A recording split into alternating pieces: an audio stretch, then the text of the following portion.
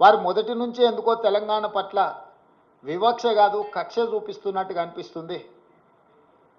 గతంలో కేంద్రంలో ఉండే ప్రభుత్వాలకు ప్రతిపక్ష పార్టీలు అధికారంలో ఉన్న రాష్ట్రాల పట్ల వివక్ష చూపిస్తారని చర్చ జరిగితే అది ఎట్లుంటుందో మాకు అర్థం కాలేదు. కానీ ఇప్పుడు నరేంద్ర మోడీ గారి ప్రభుత్వము వివక్ష కాదు కక్షాపూరితంగా తెలంగాణ ప్రజల పట్ల వ్యవహరించింది అని చెప్పి స్పష్టంగా మా ప్రభుత్వం భావిస్తున్నది. పోలవరం నిర్మాణానికి వేల కోట్ల రూపాయలు ఇచ్చే కేంద్ర ప్రభుత్వం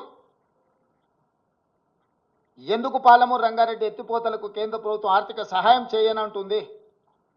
అమరావతి నిర్మాణానికి వేల కోట్ల రూపాయలు ఇస్తా అంటున్న కేంద్ర ప్రభుత్వం హైదరాబాదు నగరంలో మెట్రో విస్తరణకు కానీ మూసీ రివర్ డెవలప్మెంట్ ఫ్రంట్కు కానీ రీజనల్ రింగ్ రోడ్ కోసం కానీ వరంగల్లో ఆదిలాబాదులో ఏర్పాటు చేయాలనుకుంటున్న ఎయిర్పోర్టులకు ఎందుకు ప్రత్యేకంగా నిధులు ఇవ్వరు అని చెప్పి కేంద్ర ప్రభుత్వాన్ని తెలంగాణ రాష్ట్ర ప్రభుత్వం ప్రశ్నిస్తున్నది.